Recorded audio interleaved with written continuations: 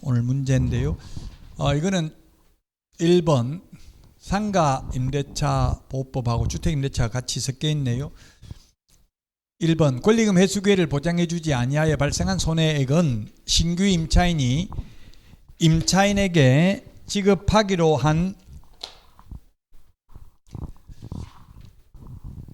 권리금과 임대차 종료 당시 권리금 중 낮은 금액을 넘지 못한다. 낮은 금액입니다. 이거는 2번 상가 보증금의 전부 또는 일부를 월 단위 차임으로 전환하는 경우에는 그 전환되는 금액의 연 1할 2푼 기준금리 4.5배 중에서 역시 낮은 비율을 곱한 월 차임 범위를 초과할 수 없습니다. 3번 주택 임대인이 실제 거주하려는 사유로 갱신을 거절하였음에도 불구하고 갱신 요구가 거절되지 아니하였더라면 갱신되었을 기간이 만료되기 전에 정당한 사유 없이 제3자에게 목적주택을 임대한 경우 임대인은 갱신 거절로 인한 임차인의 손해를 배상해야 된다. 그냥 이걸 너무 법적인 용어로 안 하고 그냥 동네말로 하면 주인이 직접 산다고 세입자 내보내놓고 주인이 안 살고 다른 데 세를 놓으면 손해배상해야 된다 이 말이죠. 세 안 놓고 비어있으면 손해배상 안 해도 돼요. 주택임대차보호법상은. 자, 그 3번 맞고요. 4번 이런 손해배상액은 환산월차임의 3개월분 그 다음에 임대인이 제3자에게 임대하여 얻은 환산월차임과 갱신거절 당시 환산월차임 간 차액 2년분. 차액이 뭐예요? 그럼 쉽게 말해서 기존 세입자한테 100만 원 받고 있다 내보내고 200만 원 받았으면 차익이 100만 원 난 거잖아요. 2년분이면 2,400만 원이죠. 그 다음에 실제 손해 입은 액 중 낮은 금액이 아니라 요거는 큰 금액입니다. 큰 금액. 그래서 답 4번입니다. 4번. 틀린 것 4번이 되겠습니다.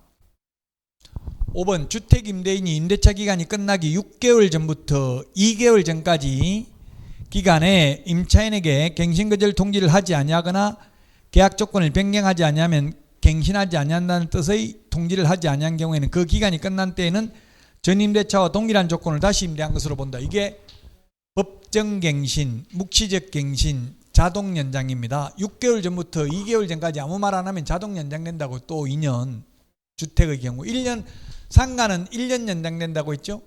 상가는 6개월 전부터 1개월 전까지고요. 주택은 6개월 전부터 2개월 전까지입니다. 이런 것들도 다 암기 프린터에 있기는 합니다. 6개월이 암기 프린터 42번.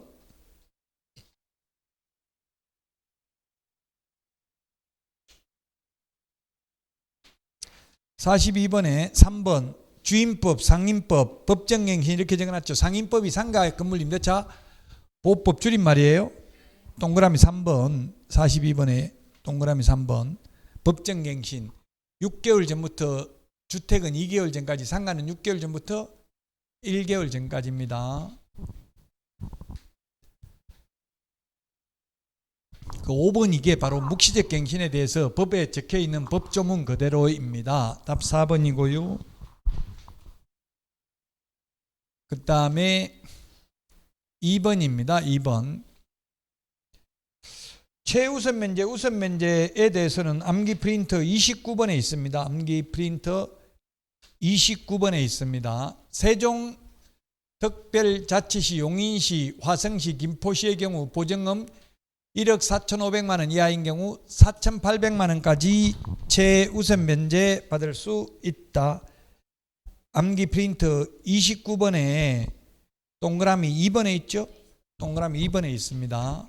그 다음에 2번 임차인의 보증금 중 일정액이 주택가격의 2분의 1을 초과하는 경우에는 주택가액의 2분의 1에 해당하는 금액까지만 최우선 면제. 여기서 우선 면제라고 하지만 이건 최우선 면제라는 뜻입니다. 보증금 중 일정액 우선 면제, 다른 담보물권자보다 우선 면제, 최우선 면제 이 세 개가 같은 말입니다. 최우선 면제, 다른 담보물권자보다 우선 면제, 소액 임차인 우선 면제, 보증금 중 일정액 우선 면제 이게 최우선 면제라고요. 같은 말입니다. 맞습니다. 전부 최우선 면제 다 해주고 나버리면 최선순위 건재당권자도 한 번도 못 받아갈 수도 있잖아요. 그래서 경매 낙찰 금액의 2분의 1 범위 내에서만 최우선 면제, 경매 2억에 낙찰됐으면 1억만 떼줘가지고 1억 가지고 최우선 면제 나눠 먹는다고요? 전부 다가 아니고. 3번 임대인이 임대차 기간 끝나기 6개월 전부터 2개월 전까지의 기간에 임차인에게 갱신 거절의 통지를 하지 아니하거나 계약 조건을 변경하지 아니하면 갱신하지 아니한다는 뜻의 통지를 하지 아니한 경우에는 그 기간이 끝난 때에 전 임대차와 동일한 조건을 다시 임대차 한 것으로 본다. 이 법조문에 있는 그대로인데 말이 좀 어려운데 이게 법정 갱신, 묵시적 갱신. 주인이 6개월 전부터 계약 기간 끝나기 2달 전까지 아무 말 없으면 또 2년이 자동 연장된다 이 말입니다. 이게 그 법조문에는 이런 식으로 표현하고 있어요. 그 다음에 2번 하나의 주택에 임차인이 2명 이상이고 이들이 그 주택에서 가정공동생활을 하는 경우에는 이들을 1명의 임차인으로 봐 이들의 각 보증금을 합산한다. 우리 서울에서 1억 6,500만 원 이하인 경우에 5,500만 원까지 최우선 면제 받죠. 5,500만 원까지. 그러면 방이 2개가 있는데 5구제곱미터여가지고 부부가 따로따로 5,500만 원 이렇게 임대차 계약을 체결할 수도 있어요. 남편 명의로 방 하나 5,500만 원, 부인 명의로 5,500만 원 이렇게 임대차 계약을 체결할 수도 있다고요. 이렇게 체결할 수도 있고 아니면 뭐 1억 6,500만 원 이렇게 1억 6,500으로 하는 게 좋겠네요. 1억 6,500, 1억 6,500 이렇게 각각 했다면 최우선 면제를 얼마 받냐고 부부입니다. 부부 가정공동생활을 합니다. 그럼 1억 6,500에 5,500만 원까지 부부지만 한 사람 목만 최우선 면제 받는다. 아니다. 두 사람이니까 합해서 1억 1,000만 원까지 최우선 면제 받는다. 한 푼도 최우선 면제 못 받는다. 답이 뭐냐고요? 답은 한 푼도 못 받는다는 뜻입니다. 가정공동생활을 하는 경우에는 쉽게 말하면 잔머리 굴린 거라고. 이 두 사람의 보증금을 합산해서 하나의 보증금으로 본다고요. 그러면 한 사람이 3억 3천만 원에 계약한 걸로 본다고요. 한 사람이. 둘이 합하면 3억 3천이잖아요. 맞아요. 3억 3천. 그 3억 3천 계약할 걸 잔머리 굴려가지고 반반 부부끼리 나눠가지고 방 한 개 따로따로 계약해도 두 사람의 보증금을 합산해서 하나의 보증금으로 본다고요. 이만 합산한다는 건 둘이 합하면 1억 3천으로 보기 때문에 1억 3천이 아니라 3억 3천으로 보기 때문에 최우선 면제 한 푼도 못 받는다. 잔머리 굴려도 소용없다. 이런 뜻이라고요. 5번 2천의 경우 7천만 원 이하의 경우 2,300만 원이다 했는데 최우선 면제가 암기 프린트 29번에 동그라미 3번에 보니까 파주, 광주, 안산, 이천, 평택은 8,500만 원 이하인 경우 2,800만 원까지 최우선 면제 받는다고 돼 있죠. 그래서 틀렸네요. 실제 시험에 이렇게 내면 굉장히 어렵습니다. 실제 시험에 2천이 나온 적은 없습니다. 여러분들은 2천을 잘 아니까 낸 거고 실제 시험은 주로 서울 위주로 많이 나왔다고요. 그래서 민법 같은 데서는 아예 서울 하나만 암기하라고 하는 경우도 있고 그런 모양이더라고요. 어떤 분이 와서 질문하더라고. 민법 선생님은 서울 하나만 암기하라고 하면 되는데 너는 2천을 쳐 시험 내가지고 이렇게 안 나오면 가만 안 두겠다 이러더라고요. 안 나올 수도 있어요. 미리 자백을 하면.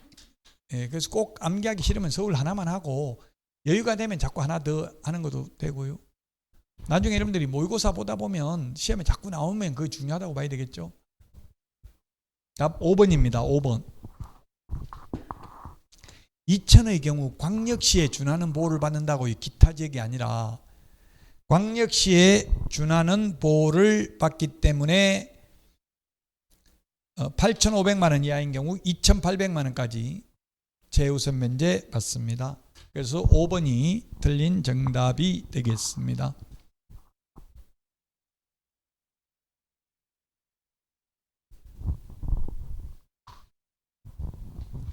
3번입니다. 매수 신청들이 보수에 대해서 틀린 거 시험에 나온 적은 없다고 했죠. 1번이 답인데요. 감정가 1% 또는 최저매각 가격의 1.5% 중에서 받을 수 있습니다. 당사자 합의에 의해서 정한 거니까 높은 금액을 받아도 되고 낮은 금액을 받아도 상관없겠죠. 이건 암기 프린터 52번에 있기는 합니다. 아직 근데 시험에 나오지는 않았다. 암기 프린터 52번에 몇 번에 있어요? 52번에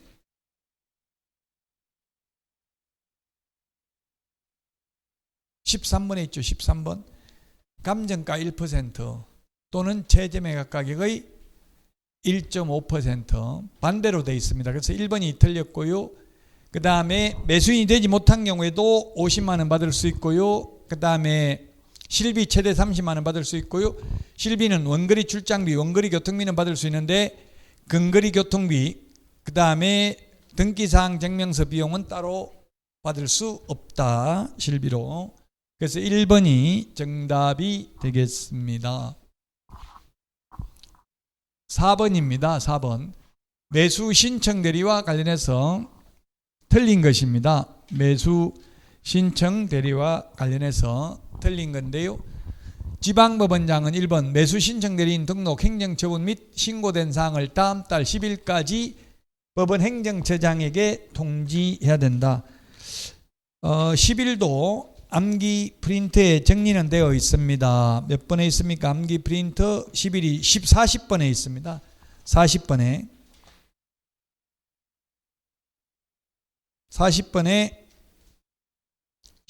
5번에 있죠. 40번에 5번.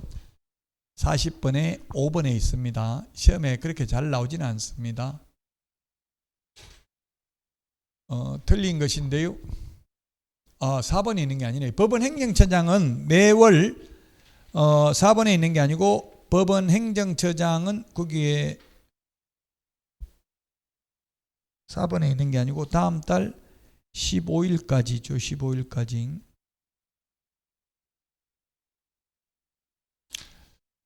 법원 행정처장은 협회에 통지하는 것은 15일인데 15일이 암기 프린트 49번에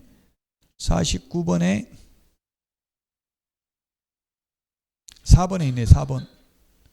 4번에 맨 마지막에 보니까 다음 달 15일까지 협회에 통지라고 되어 있잖아요. 다음 달 15일. 그래서 2번이 답입니다.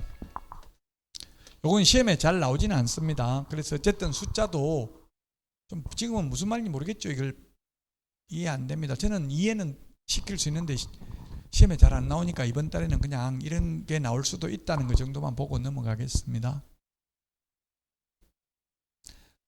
자, 그 다음에 매수 신청들이 행정처분하고자 하는 경우 미리 10일 이상 사전에 10일 이상 기간을 정해서 구술 또는 서면에 의한 의견 진술 기회는 부여해야 됩니다. 의견 진술 기회는 부여를 해야 된다. 6번에 있네요. 40번에 6번. 40번에 6번에 의견 진술 기회 10일에 있죠. 40번에 6번 의견 진술 기회 10일 이상 맞습니다. 자, 그 다음에 4번에 중개사무소 개설 등록이 취소된 경우로서 개인인 개업공개사가 사망한 경우에는 세대를 같이 하고 있는 자가, 해산한 경우에는 대표자 또는 임원이 어떤 자가 7일 이내에 지방법원장에게 등록증을 반납해야 된다.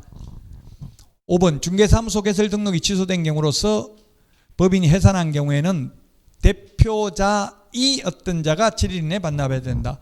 매수 신청 대리는 대표자 또는 임원이었던 자, 그런 차이가 있습니다. 답 2번입니다. 다음 달 10일이 아니라 법원 행정처장은 다음 달 15일까지 협회에 통지해야 됩니다. 자, 5번입니다. 틀린 거 되는데 지방법원장에게 매수 신청 대리인 등록을 했는데 아까 제가 여주 지원장이 아니고 지방법원장이라고 했죠. 수원 지방법원장 맞습니다. 지금 수원은 고등법원까지 있습니다. 근데 인천은 고등법원이 없어요. 지금 현재 인천은. 근데 법률은 통과됐어요. 이제 인천 고등법원 설치에 관한 법률도 통과됐어요. 앞으로 생기는데 지금 현재 인천은 고등법원이 없어요. 서울로 와야 된다고. 근데 수원은 고등법원이 있습니다. 자, 2번입니다. 아까 이야기를 했죠. 2번이 틀렸네요. 암기 프린터 53번 교육제도에 있는데 까만 별표 있잖아요. 53번에 까만 별표. 법원 행정처장이 지정하는 교육기관이라고 했죠. 까만 별표 위에 53번 표. 지방법원장이 아니라 법원 행정처장이 지정하는 교육기관에서 교육을 받아야 된다. 그래서 2번이 틀렸고요. 3번은 개업공개사는 매수 신청 대리를 함에 있어서 법원에 직접 출석해야 됩니다. 캠코 한국자산관리공사 공매의 경우에 한국자산관리공사 출석하는 게 아니라 온비드 인터넷으로만 한다 했죠. 경매는 인터넷으로 하는 거 없습니다. 직접 법원에 출석해야 됩니다. 자, 그 다음에 4번 매수 신청 대리인으로 등록을 한 개업공개사는 동일한 부동산에 대해서 이해관계가 다른 2명 이상의 대리인 행위를 하면 안 된다 했죠. 내가 1등 시켜줄게 해가지고 상담 및 권리분석 보수만 받아 챙기면 그건 사기예요, 사기. 둘이가 동시에 1등 할 수가 없잖아요. 그래서 하면 안 된다. 아까 이야기했고요. 5번 개업공개사는 매수 신청 대리에 관하여 위임인으로부터 예규에서 정한 중개보수표 범위 안에서 소정의 보수를 받는다. 이때 보수 외의 명목으로 돈 또는 물건을 받거나 예규에서 정한 보수 이상을 받아서는 아니 된다. 이상. 이게 논리적으로 보면 초과예요. 초과. 논리적으로 보면. 근데 예규에 이렇게 돼 있어요. 이상이라고. 그래서 틀린 것 하면 답은 2번이에요. 이거는 법조문에 이상이라고 돼 있다고. 논리적으로 보면 초과죠. 왜냐면 이상이라고 하면 그것도 못 받는 거잖아요. 법정 보수가 100만 원이라면 100만 원 이상 받으면 안 된다 하면 100만 원도 못 받는 거죠. 논리적으로 보면 모순인데 법조문에 이상이라고 돼 있다고. 악법도 법이라고 지켜야 된다고요. 법 만드는 사람도 아무 생각 없이 해가지고 틀린 게 많아요. 논리적으로 보면. 그래서 이거는 시험에 나온 적은 없어요. 그 사실 5번은. 자, 어쨌든 그래서 법 조문대로만 하면 2번이 답입니다. 매수 신청 대리 실무 교육은 등록 신청일 전 1년 이내에 법원 행정처장이 지정하는 교육기관에서 교육을 받아야 된다. 지방법원장이 아니고 법원 행정처장입니다. 자, 여기까지 해서 1, 2월 강의는 모두 마쳤습니다. 이제 2월부터 다시 처음부터 진도가 나갑니다. 그러니까 계속 하더라도 나중에 다 하는 거 한다. 너무 지겹다. 짜증난다. 그렇게 하더라도 참을 수 있는 능력만 된다면 다 합격할 수 있습니다. 끝까지 참고 모든 강의는 다 들어보고 그때 평가를 해야 돼요. 한번 들어보고 강의 잘한다 못한다 평가 못할 수도 있어요. 예, 그러니까 남을 평가하지 말고 그냥 내가 최선을 다하면 무조건 합격할 수 있습니다. 예, 다음 달에 찾아뵙고 3월 달에 찾아뵙고 마치도록 하겠습니다. 수고하셨습니다.